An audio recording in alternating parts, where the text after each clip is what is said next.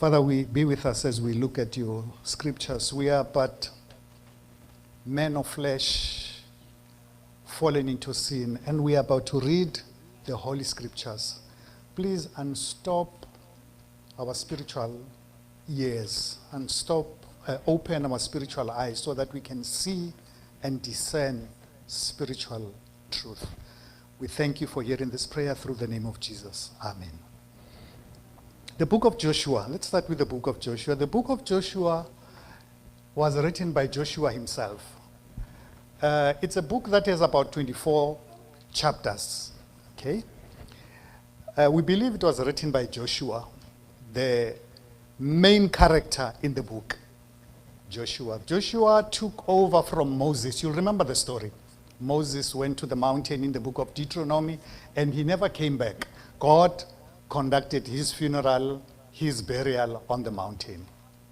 So Joshua had to take over, leading the children of Israel. The book of Joshua ends, if you go towards the last chapter, it gives the impression that Joshua recorded his own death, because when you get to chapter 24, we get the impression that he died and he was buried. But he's the one who's writing the story. But others have said someone by the name of Eleazar might have concluded the book. The last chapter of page of 24, Joshua chapter 24, from 29 up to 32. But then the book continues to say Eleazar himself died. Then you say, okay, who then concluded the story? There's another fellow by the name of Phinehas. Joshua chapter 24, verse 33. So Joshua wrote the rest of the story, and then he died. Eleazar wrote about the death of Joshua, and he died himself, and someone else concluded the story. This is the last portion of the book of Joshua, and it is believed that it was written around 1400 BC or before Christ. Okay, and it was written or completed just after the conquest of Jericho. This is where we will be focusing, Jericho. Now, our two stories, our two families come from that story, the book of Joshua. Now, Jericho was known as one of the cities in Israel or in Palestine. It was a normal city. It had walls. You know, back then, cities would be known by the walls. Whenever you would send spies to go and check out the place, you would always say, check the walls. Check how high the walls. Why the walls? It's because that's the security of the city.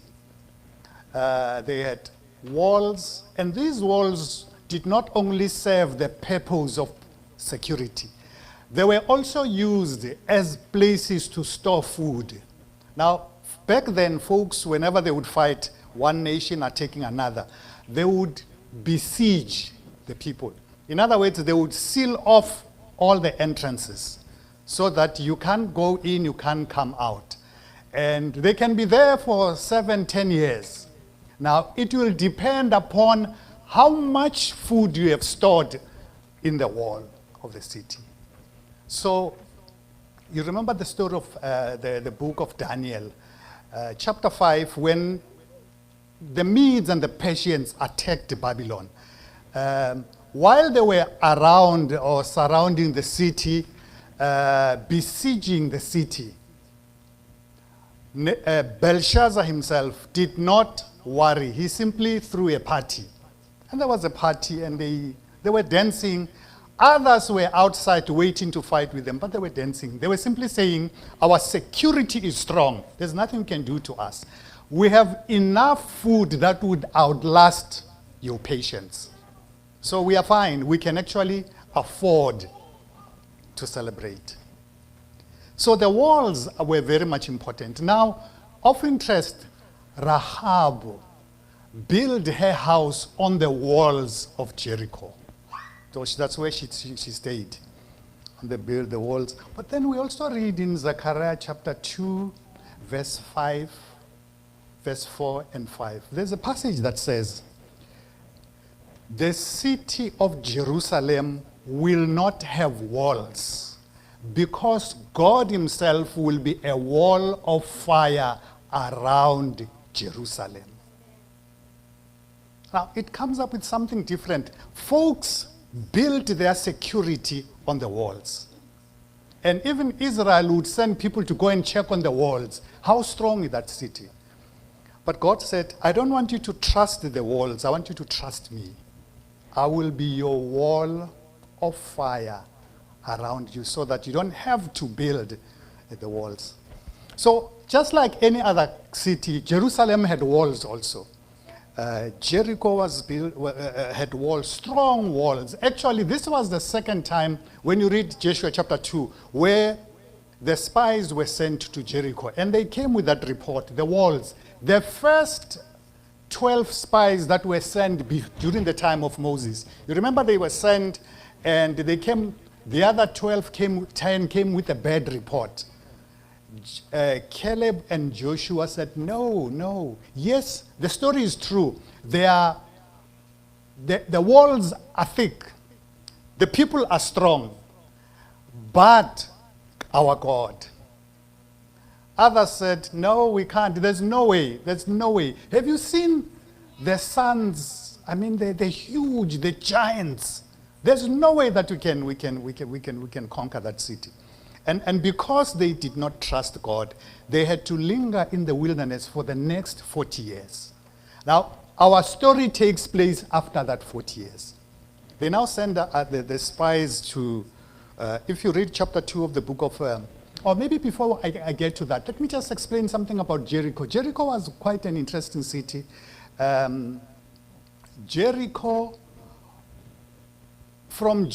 to Jerusalem, it was about 17 miles. Remember the story, Jesus Christ told a parable that a fellow was traveling from Jerusalem to Jericho, and somewhere he was mugged. He was attacked by the criminals, and they hurt him. They took his property, his assets, and someone, the unlikely person, came to rescue him, the Samaritan. And now, even the Samaritan is described as a good Samaritan, because generally you don't find good Samaritans. So this one was an exception, good Samaritan. So the story, that story occurred during that time, during the time of Jesus Christ. But now, it's earlier on when we read about this story. And something about the city of Jericho. It is known to be the city. Now, I don't know how to use how many feet and how many miles and pounds. I don't use that language. So please, when I mention kilometers, take them to the miles. If I say meters, take them to the feet. How many feet? If I say, keep on doing that. I need to keep this because I'll be going back home. I don't want to be confused by the miles and by the pounds and I don't want to speak in tongues when I get home. So I will throw that and then translate it into your own understanding. The city was 244 meters below the sea level. You can take it to feet, maybe 800 feet, something like that. It was very much deep. It is so that when you drive and you get to Jericho, there is a point where you are actually 244 meters below the sea level. And if you were to compare it with Jerusalem, Jerusalem is about 3,400 feet above the sea level. So it was a low country, a low city. And that's about the sea. That's about Jericho. Jericho had walls. I mentioned about the walls. And chapter 2 mentions something, maybe even before we talk about that. We're going to talk about chapter 2, then chapter 7. Chapter 2, that's where we read about the story of Rahab. Chapter 7, we read about the story of Achan. You call him Achan. You call her Rahab. Ne? It's fine. I'm not sure why it is structured that way. Why chapter 2 and chapter 7? And I want to believe that the way they are structured, the way they are located, they are parallel to the book of Daniel. I don't know if you've noticed, Daniel chapter 2 and Daniel chapter 7 are very much parallel. They discuss the one and the same story, except Daniel chapter 7, where you see a repeat of Daniel chapter 2, but also with added material. There are events that you don't find in Daniel chapter 2, which you only find in Daniel chapter 7. In Daniel chapter 7, you still read about the four kingdoms, but then something else is added. The persecution of the saints is introduced, which was not introduced in Daniel chapter 2.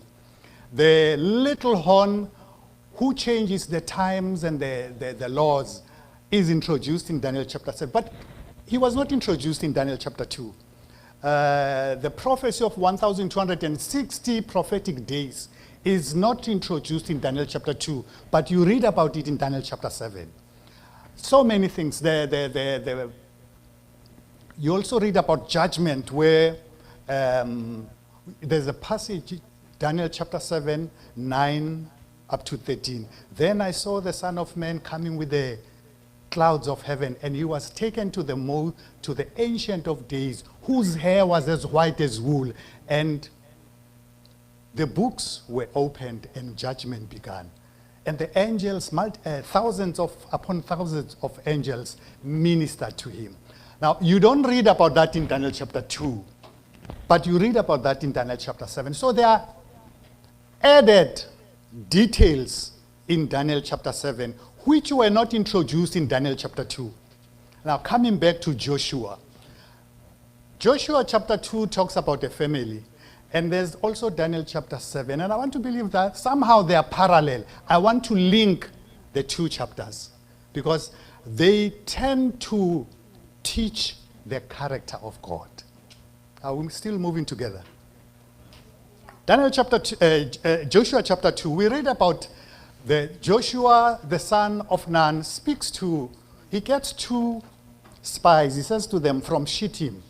He secretly goes to talk to two spies. He says, I want you to go and check out the city. Go and check out the city. And he doesn't send them as they were sent by Moses. With Joshua, he had no problem. He knew that God had given them the Jericho. He said, go and check Jericho, but just give me a report when you come back. So they went, and when they got to Jericho, according to the book, it appears that they arrived there during the day, but the traffic was so strong that they felt that we might be discovered if we go in during the day. So they waited until in the evening. When they were about to close the gates, they entered. So it was a little bit dark, so no one would actually recognize them. But some people saw them, and they went to lodge at Rahab's house. Now, Rahab is known, I don't want us to bash her today. You know, Rahab is notorious for other things. But today we're not talking about that. Today we are gentle with Rahab. I don't know why whenever she is referred to, even when Joshua speaks about her, she will say Rahab with that thing. She will always add that thing about Rahab, which we are not going to add today. So they got to this place and they said, please keep us. We see that you are running a lodge. And according to the book, Rahab had a business, has had three businesses actually. She was running a lodge, she was running a motel or a little hotel or an inn. In the book of, in Matthew, when you read about, in the book of Luke, when you read about Jericho, you remember when that man was hurt and injured. The man who assisted him, the Good Samaritan, booked an inn and talked to the innkeeper and said, please take care of this person. When I return, I will pay you for whatever. Because there were inns, there were motels between Jerusalem and which dated back from the time of Rahab in the 1400s. So she was one of those who was running a business as an innkeeper, a lodge. So she had that business. She also had a side business, which we are not going to discuss today. She also had another business where she was actually producing from the stalks of flax. She would extract the fiber and linen. She would come up with linen, and she would make linen clothing. She had that kind of business. That's why she hid them under the flax stalks. That material that she would extract, she hid the spice. So after they had gained entrance, she kept them. And the king got to hear that there were some people who were spying the land. And the king said, and the report had come to the king that those people are actually lodging at Rahab's place. So he sent for people to go and inquire. We hear that there are some spies from Israel. The king also heard that they came from Israel. And Rahab said, yeah, they did come. If you study the chapter, they did come, but they left just before they closed the gates. And Rahab did not wait for them to ask to check her place. She said, you are wasting time. If you were to run out of the gate and run as fast as you can, you might catch up with them along the way. And it was a good solution for them. And they did exactly that. Meanwhile, after they left, she went to talk to the two spies. And she says something that is quite interesting. While others were pursuing the spies, according to her report, she goes to them and she says, guys, I know where you come from, and I know why you are here. But more than that, there is something that I want to share with you. Now, I don't want to tell this story. I want to read this story. I'll move in together. Joshua chapter 2, verse 9. Joshua chapter 2, verse 9. And she said unto the men, I know the Lord hath given you the land, and that your terror is fallen upon us, and that all the inhabitants of the land faint because of you. Rahab is saying, you guys are not visitors here. You are here. We know that you are coming to kill us. We know that. And we know about your God. We have heard stories about God. No, notice verse 10. For we have heard how the Lord dried up the water of the Red Sea for you when you came out of Egypt, and what he did unto the two kings of the Amorites that were on the other side of Jordan, Sihon and Og, whom you utterly destroyed. So she said, I know why you are here. I know what you did also. Verse 11, and as soon as we heard these things, now she's reflecting on what she has just said. As soon as we heard these things, our hearts did melt, neither did there remain any more courage in any man because of you. For the Lord your God, he is God in heaven above and in earth beneath. She's saying, I know why you are here, but more than anything else, I'm not scared of you. I'm scared of your God, because I've heard what your God is capable of doing. And then the verse 12, she says to them, I know that you are coming. I know that your God has eyed this city. But do me a favor. When you guys come to attack this city, please save my family. My father, my mother, my brothers, my sisters, my children, everyone who's connected with me, please save them. And the two spies said, okay, we can guarantee that. But do us one favor, don't tell anyone that we were here. If you don't tell anyone, we will hold on to the promise that we are making. Yes, when we come back, we'll definitely save you. You know the story? She lowered them because her house was on the walls of Jericho. She lowered them through the window, and she told them that go and hide in the mountains for 3 days, because those guys that are looking for you, they are still looking for you. So hide there for 3 days. Possibly after 3 days, they are going to return. And once they return, secretly dash out and run back to your home. And they did exactly that. Now, Rahab, this is now the story about Rahab in chapter 2. They've made a promise to him. he, lower that red scarlet robe thing so that when we come, we should be able to identify your house. So they agreed on that. Now let's move with the story. Let's move with the story. I'm not going to get in chapter 3, chapter 4, chapter 5, and I'll get to chapter 6. Chapter 6, they now moved. Now, there are other things that take place in those 3 chapters. I'm not going to get into them. But there's something that is very much important, that the manna stopped just after they left Jordan. And that year, they ate corn, they were able to plant crops. And while they were eating, the following day, manna stopped. God said, now you are able to plant for yourselves. So you are fine. You no longer need divine intervention. I will bless you so that whatever you plant, you can be able to reap from. And we also read about that those that were born along the way, the young men were circumcised along the way that day.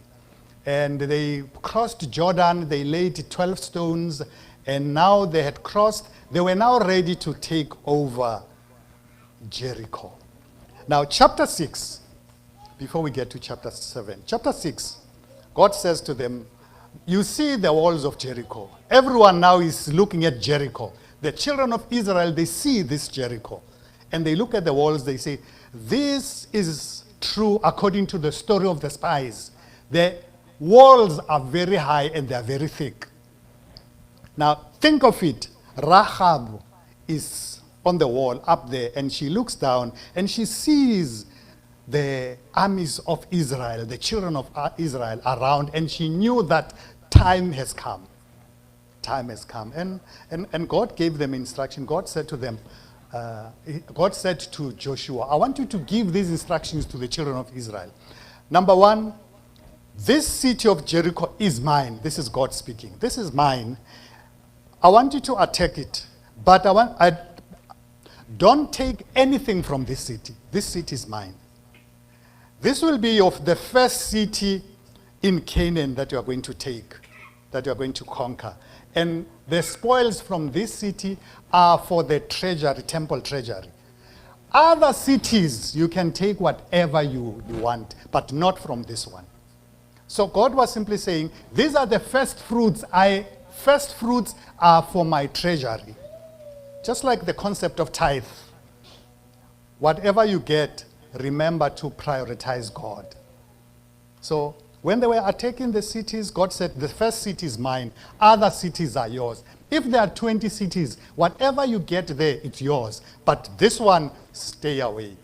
If you take anything, you and your family will be cursed for taking that. That is number 1. That was the first instruction. The second instruction, I want you, Joshua, to instruct the priest. 7 of them are going to stand in front of the ark, carrying the trumpets. And the ark will be the next. Others will line up behind the priests. Then the army of Israel will line up after the warriors. Then everybody else will be lining up at the back. And that is instruction number 1. Every day, go around the city. March around the city. Whenever you hear the trumpets, the priest will blow trumpets once, and you will march around the city. Now, if you were to ask, how long was the march? How many kilometers? Please do your miles things. How many kilometers? It was 12 kilometers. I'm not sure how about the miles. Worry about the miles. I'll worry about the kilometers. So every day for 7 days, march around the city 12 kilometers. But on the 7th day, march 7 times. Once a day, 12 kilometers. But on the 7th day, I want you to march 7 times. 7 times 12. It is 84 kilometers. Do your miles thing. I'll do the kilometers. So they did that. Now, I was also curious on the story. So what about the Sabbath? You should also be curious. What about the Sabbath? When was the Sabbath? Was it on the last day or the first day? Now I checked as to when, or the date and time, and the year Jericho fell, the walls fell.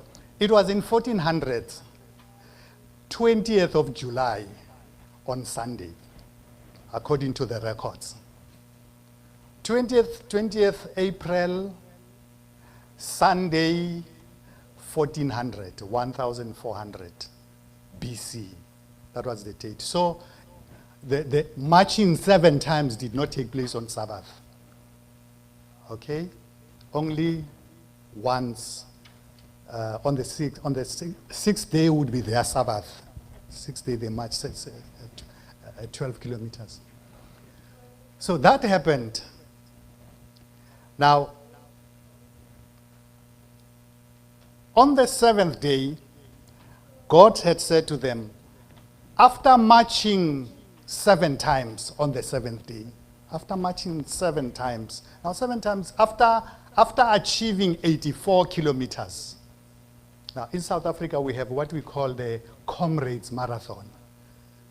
Comrades Marathon, folks run 87 kilometers from the city of Pietermaritzburg to the city of Durban.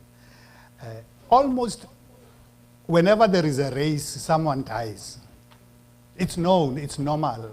If you say someone died, it's not normal if there are no fatalities. It's not normal. You say, what happened? Why didn't we lose a person? But if we lose a person, it's normal. It's normal. You know, we are in the broken world. What shouldn't be normal, it's normal. So on the 7th day, they marched 7 times. Now, imagine Israel having marched 84 kilometers. Think of them. If I was doing that now, I usually walk between 10 and 12 kilometers every day. I try to do that. And one of these days this week, I said, okay, I'm now at 12 kilometers. This is what those guys were going through. But now I'm not sure if I'm not sure about the terrain of Jericho, but that was the situation. They marched, on the 7th day, they marched 84 kilometers. 12 times 7. 12 kilometers times 7 times. 84 kilometers. So they must have been tired. Now, what kind of army general gets his soldiers to march or deplete their strength before war? What kind of general? Who does that? Now think of them. After the last lap, when they reached the last lap, the finishing line, they were, and they sat. And that's when the trumpets were blown so that they could attack the city. Now, think of it. What was the condition of everyone? I think they were sitting and watching. Because the battle was the Lord's. It wasn't theirs. God was fighting his battle. So they blew the trumpets and the walls fell. And according to history, they fell, according to the scriptures, they fell they did not cave in, they fell outside of the city. Except the home of Rachel. Did I say Rachel? Rahab. Except her home, because if you read chapter 2, verse 24, chapter 6, verse 24, we read the story that Joshua said to the 2 spies, I want you, when everyone runs into the city, I want you to go and check on that family. We made a promise. And now remember, the walls had fallen, but only to find that they found them in their house. It means the portion where their house was built, the portion of the wall did not collapse. So it was still intact. And whenever we read that, we pass that, I see that as a miracle. As a miracle, Rahab is saved. The walls are falling. Her home should have fallen together with a wall. But they went to rescue her in her house. She was still in her house. And they brought them, and I don't know why they brought them, and they asked them to remain outside the camp of Israel. Maybe because of Rahab. They were not, they simply said, just stand here. We will talk to you later on. Just don't go there, stand here. The story ends there. The walls have been and Joshua says, he stood up and he said to the congregation, From now on, if anyone rebuilds the walls of this city, he's going to pay with his own life. If they manage to do it, they will pay with through the lives of their children. And history says, up to today, those walls are still lying there. The new Jericho, the new Jericho, the modern Jericho, was not rebuilt on the old ruins. So the walls are still there, although they are covered. And the archaeologists, whenever they dig to check the story, they find that the walls are still having some ashes, giving credence to the story that they were burnt, number one. Number two, they find food, giving credence to the story that the people of Jericho did not eat that food, or the children of Israel did not access that food because it was under the rebels. So the food was still there. So the story proves that the Bible is actually legit. That the Bible story, it's not only, the story of Jericho is not only the Bible story, it's a historical fact. If you go to Jericho today, they now call that place Tel Sultan. It's the rabble of Sultan. That heap is still there. They still check it and say, this is where the event took place. Now, the next chapter, chapter 7, we get to that family, the family of Achan. They are introduced in a sad way. They are planning a war to Ai. And I was Ai, you call it Ai, ne? It's a small city. I want to call it Ai. I want to call it the way it was called, Ai. You can call it Ai, it's still fine. It's still fine. So they planned to attack Ai. Ai was a small, and they checked the city, they sent the spy, and they came back with a report that we don't need to send so many people there. We can send 3,000 men. They will be able to attack and take over and take the spoil. Remember, the spoils are ours. The spoils of Jericho belong to the treasury of God, but these are ours. So there are many reasons to attack Ai. Many reasons. So they attacked Ai, and they came up beaten, according to the story. Chapter 7. 36 men out of the 3,000 were killed. And it was a sad story, and Joshua fell next to the Ark of the Covenant, and he said, Lord, how can you do? I don't believe you did this to us. Few weeks ago, we conquered Jericho. Now we are beaten by these guys. No, Lord, something is wrong. The other nations will hear that we have been beaten by Ai, and they will attack us. But woe unto you, God, because your name will not be great anymore. And God said, shut up and get up. Shut up and get up. Go check. You guys stole. I told you not to touch anything in Jericho. You stole gold, you stole silver, you stole bronze, you stole you stole so many things. He said, go and check out your people. And you remember the story. They lined them up according to the tribes. They started with the correct tribe, the tribe of Judah. Actually, that's where the culprit was. They did not waste time with other 11 tribes. They started with the tribe of Judah. The whole tribe, the household, then the family, then individuals. And Achan became the first one. And Joshua said, what have you done to us? So he confessed. You all know the story. He confessed, and then he said, I know exactly where those things are. Go into my tent. Right in the middle of tent, there's a carpet. Pull the carpet, you'll find that stuff. And they went and they found those things. And they came back, and you all know the story. The whole family, the dogs, maybe I shouldn't say the dogs in this community. The cows, the sheep, and everything that they had, stoned. And there was a heap of stones. And someone might say, but that was unfair. The dogs and the goats did not know anything about that. Yeah, it was unfair. It was very much unfair. But then That's why I'm telling the story in chapter 2 and in chapter 7. If you read this story, the story is unfair for those that were not affected by the theft. It's unfair. But wait, let's go to the other story, chapter 2. There are those who did not participate in hiding the spies, but they were saved. It appears that the injury to one is the injury to all. Salvation to one is salvation to all. I don't know if you see what I'm trying to show you. This side, one act of Achan cost the lives of everyone, including animals. All of them. Everything that was there, all of them were destroyed. This side, one act by Rahab cost salvation for everyone.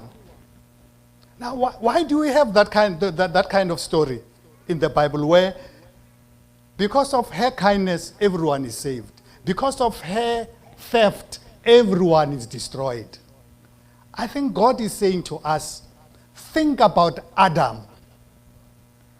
What Adam, remember we're coming back to the text that we started with.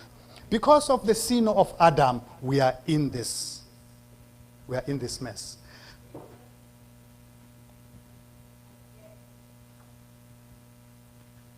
Okay, I know you are talking to me, but I'm not hearing what you are saying.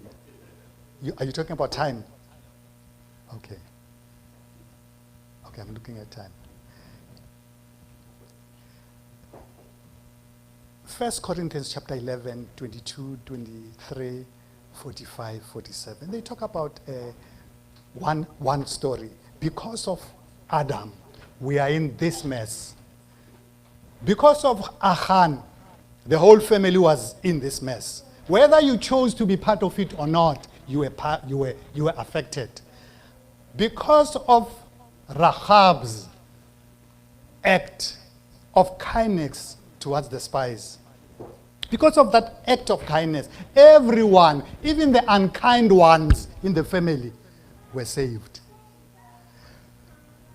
I want to suggest to you that this story is actually showing us how salvation works. When we fell into sin in Genesis chapter 3, although we were not there, but we fell together with Adam and Eve. At that time, we were in their loins. We were affected today. And you can't say, well, but I didn't choose to be part of that family. I didn't do anything. You are part of it. You are there already. And you are affected. And when God looks at us, we are born separated from God. We are born in that family. Whether we like it or not, we don't choose that family. We happen to be part of it. I didn't choose to be Ryan. Unfortunately, you didn't choose to be my son. I chose to have you. But you are here. You are here anyway. But here's the story. We did not choose Adam and Eve. They chose for us. And they also chose a destiny for us. They disobeyed and we inherited disobedience. That's the story. We now have sinful human nature. How do we know that we have sinful human nature? You don't struggle to do evil. You don't struggle because evil has a connecting cord in me. So I struggle to do good because good has no connecting cord in me. Because I'm born in that family. Even a little child, they choose who should pick them. They don't allow anyone to pick them. Why? Because they are part of this fallen family. You see the traces of Adam and Eve in each one of us. But that's not the whole story. That's not the whole story. The story is the story of Rahab. Now, Rahab is notorious, but her story is good. Now, Rahab did something that was good. Although for wrong reasons. We can look at her and say, but the reasons, she was self-centered. She did not think about everyone in Jericho. It's okay. Did you know that when we come to God for wrong reasons, it's still okay? When the prodigal son says, Hey, I'm struggling here. There's no food here. Okay, then he prepares a speech. I will arise and go back to my father. I will say to him, Father, I have sinned against heaven and against you. I'm no longer worthy to be called. Treat me like any other of your servants. It's a good story. But it's a selfish story. He says, I don't want to, I can't be here. I need to go back home. The big brother had a problem with that. How can you accept this guy who has squandered the family wealth? But guess what? The father had no problem with that. If you come for wrong reasons, it's okay with God. If you come like Rahab, it's okay with God. If you come home for wrong reasons, I'm just here, hell is terrible. I heard that heaven is good. It's okay with God. It's okay with God. Even if we have wrong reasons, as long as we are home, other things will be sorted along the way. We will be given good reasons of remaining home if we came for wrong reasons. When we close, I know we read the Great Controversy. There's a story in the Great Controversy where the two Adams meet. The fallen Adam and the Adam Jesus Christ. Remember now, with Adam and Eve, we did not choose to be part of that family. But with this one, God says, well, seeing that you belong to this family, and there's another family of the second Adam, you can't belong to both. You'll have to choose one now. Back then, you had no choice. It was just one family. Now you have a choice. You can choose to remain here, or you can choose to go to the new family, the family of Jesus Christ. Now, the family of Christ, this is how it works. The Bible says we have been accepted because of the righteousness of Jesus Christ. Now, what is the righteousness? The righteousness is the history of doing right, the history of being good, the history of doing the right thing. And Christ does not only give us forgiveness of sins, he also gives us the history of righteousness. Now I need to explain what that is. He also gives us his history, so that when God looks at us, he says, oh, you have been good for the rest of your life, because we have been given the history of righteousness, the good history. Even if we have not lived the righteous life, the gentleman who was hanging at the cross, the thief, was given the history of. He did not need to say, okay, can I ask to go to the baptismal class before you kill me? Because Calvary took care of history. He now has a new history. And I want to urge you that one day when the two Adams meet, and the Great Controversy says, the first Adam, the husband of Eve, will look at the second Adam, Jesus Christ. And she says, he will open up his arms to welcome the first Adam. And the first Adam will say, what is that? And he will say, the reason you are here, the reason they are here, it's because of this. And the first Adam, instead of throwing into his arms, he will fall on his knees and say, worthy is the Lamb, but I'm not worthy because I caused this.